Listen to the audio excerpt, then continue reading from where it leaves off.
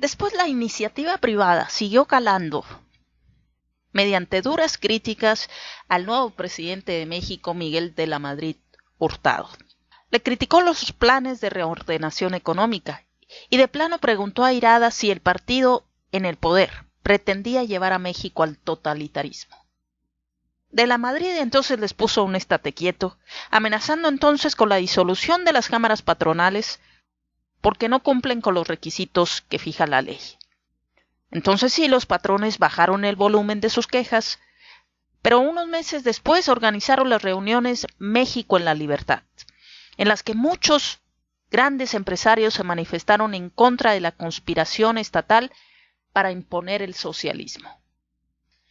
Mientras tanto, a partir de diciembre de 1982, en el estado de ánimo de la población avanzaba una visión desoladora del futuro inmediato, aderezada con la frustración, ya que la promesa de un progreso material debido al auge petrolero se convirtió para las clases populares, como casi siempre, en una carestía despiadada, en falta de trabajo y en la imposibilidad de acceder a los paisajes idílicos que presentaba la televisión. Para las capas medias, la crisis representó el fin del sueño de ser un nuevo rico y la realidad aterradora de ser un nuevo pobre.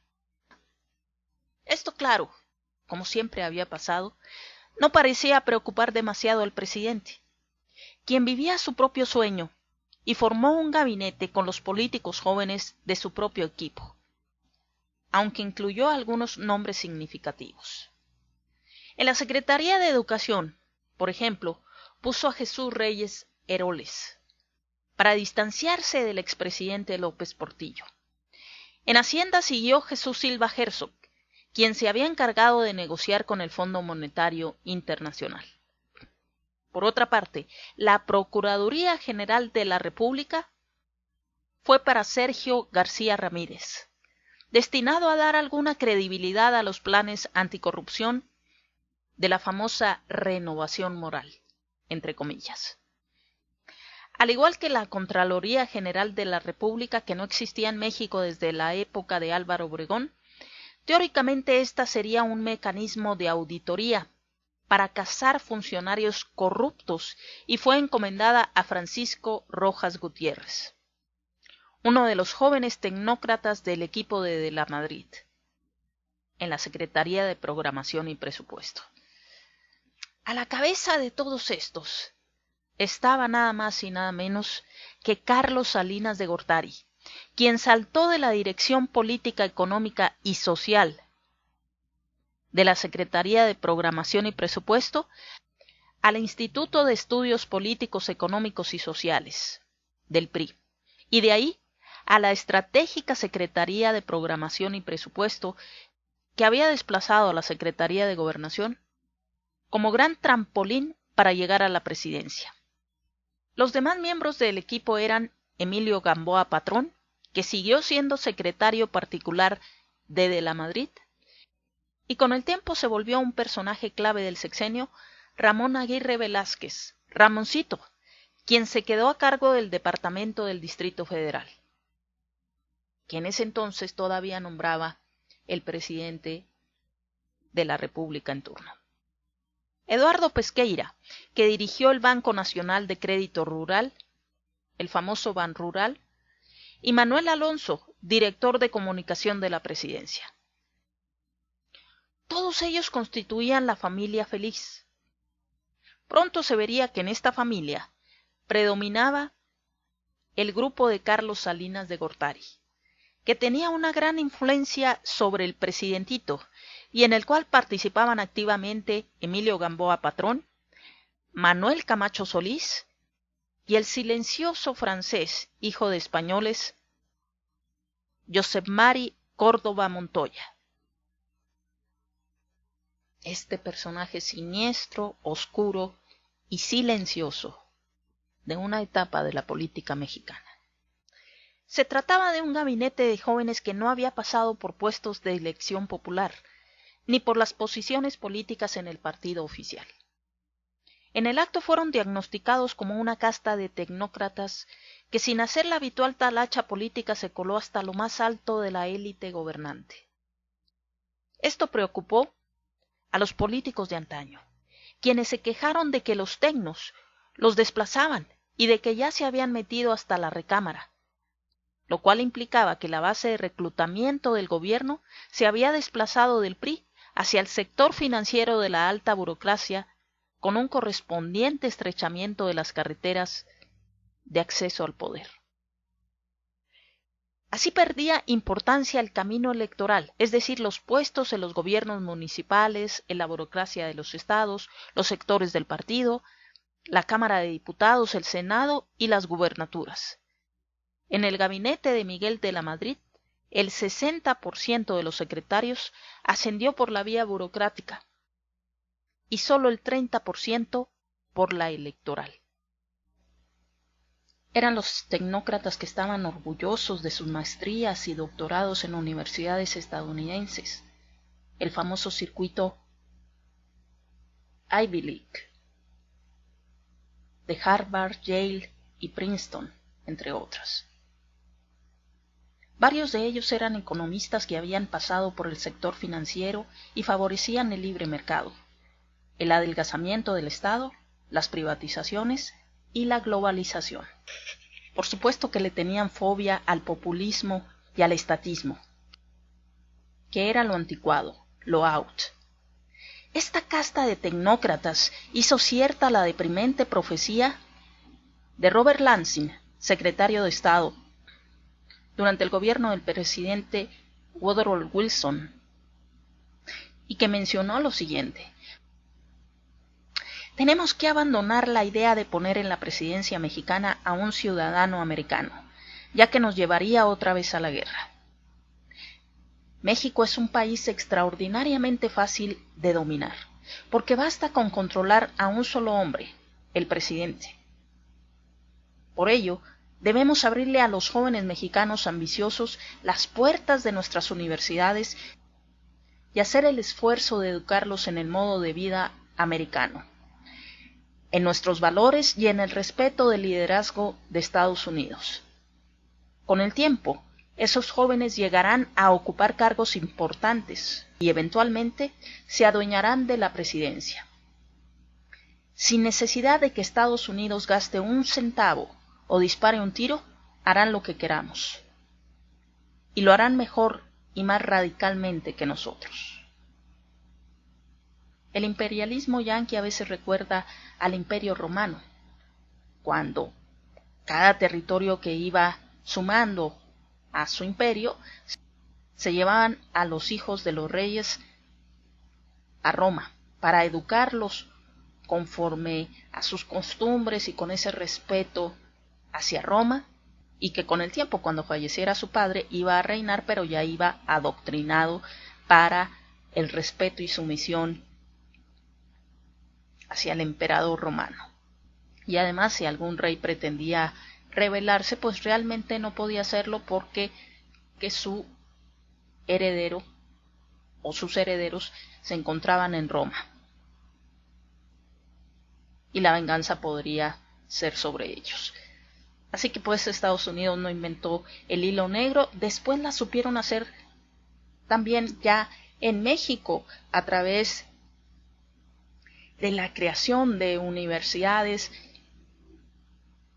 que favorecieran los modelos económicos que quería Estados Unidos que se implementaran, las políticas públicas que ellos querían, el neoliberalismo, por supuesto, y para ello pues crear esa casta en mismo México. Se empezó a criticar que vinieran estudiantes de las universidades extranjeras. Bueno, vamos a crear las universidades aquí, pero con los mismos adoctrinamientos que reciben en universidades de Estados Unidos. Y uno de ellos pues es el Instituto Tecnológico Autónomo de México, el famoso ITAM, y aquí tenemos a una camada de políticos egresados en esta institución. Tenemos a Emilio Lozoya, licenciado en Economía por el ITAM, es exdirector de Pemex que ya sabemos que pues tiene en su haber varios escándalos de corrupción. Agustín Carstens, secretario de Hacienda y Crédito Público de Calderón, y después pasó a el Banco de México como gobernador. Empezó con Calderón y continuó con Enrique Peña Nieto, también licenciado en Economía y Negocios Internacionales. Luis Videgaray, licenciado en Economía por el ITAM, que fue secretario de Hacienda y Crédito Público y posteriormente secretario de Relaciones Exteriores, ambos bajo el sexenio de Enrique Peña Nieto. Ernesto Cordero, perteneciente al gabinete del presidente Felipe Calderón, donde estuvo como secretario de Desarrollo Social y después como secretario de Hacienda y Crédito Público. Pedro Aspe Armella, licenciado en Economía por el ITAM, sustituyó en la entonces Secretaría de Programación y Presupuesto nada más y nada menos que a Salinas de Gortari, cuando éste dejó esa secretaría para ser candidato del PRI a la presidencia. Luego, después, cuando ganó, entre comillas, Salinas de Gortari, lo nombró secretario de Hacienda y Crédito Público. José Antonio Mit Curibreña, licenciado en Economía por el ITAM, y siguen sumando también posgrados en universidades extranjeras. El mismo Mit Curibreña es doctor en Economía por la Universidad de Yale. Y ya sabemos que, pues además de estar en los sexenios de Felipe Calderón y Enrique Peña Nieto, pues resultó ser el candidato del Partido Revolucionario Institucional a la presidencia de México en las elecciones del 2018. Francisco Gil Díaz, licenciado en Economía, que fue secretario de Hacienda y Crédito Público con Vicente Fox.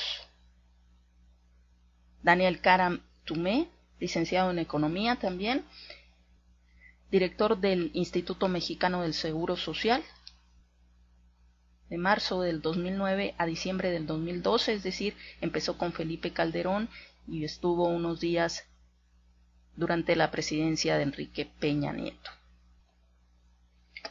Luis Telles, licenciado en Economía por el ITAM, que fue jefe de la oficina de la presidencia con Ernesto Zedillo, también secretario de Energía, y Calderón también lo nombró secretario de Comunicaciones y Transportes. Y ahí lo vemos infiltrándose como la humedad hace poco tiempo en Palacio Nacional junto al presidente Andrés Manuel López Obrador en una visita que le hicieron algunos empresarios, pues allí se encontraba Luis Telles.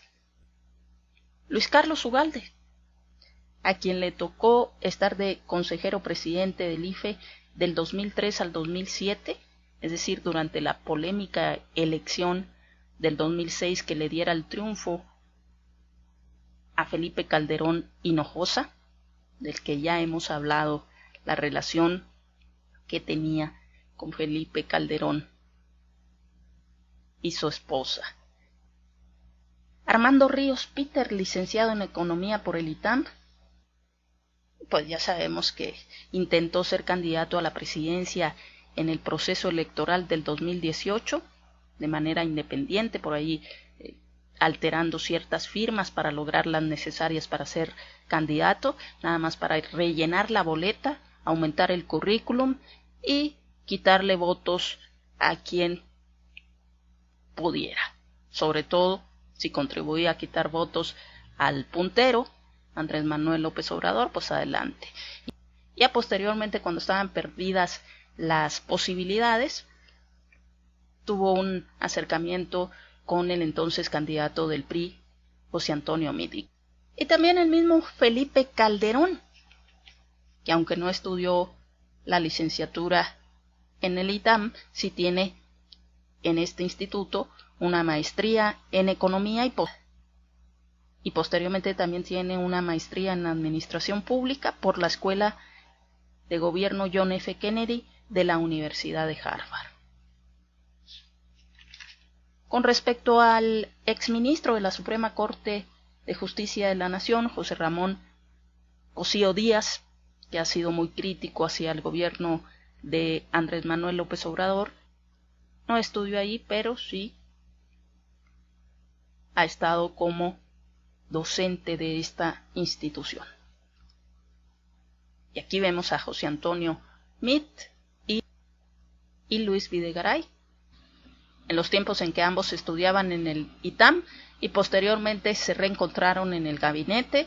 De hecho, José Antonio Meade sustituyó en la Secretaría de Hacienda y Crédito Público a Luis Videgaray tras el escándalo por la visita de Trump, que tuvo que renunciar, pero ya sabemos que tiempo después lo retoma Enrique Peña Nieto para darle la Secretaría de Relaciones Exteriores, donde dijo que estaba ahí para aprender.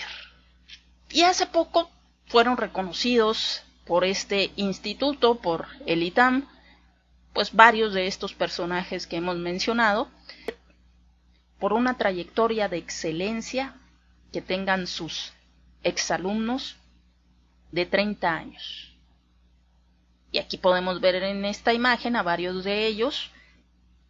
Al principio está Agustín Carstens, después también encontramos a Pedro Aspe Armella, Francisco Gil Díaz, entre otros.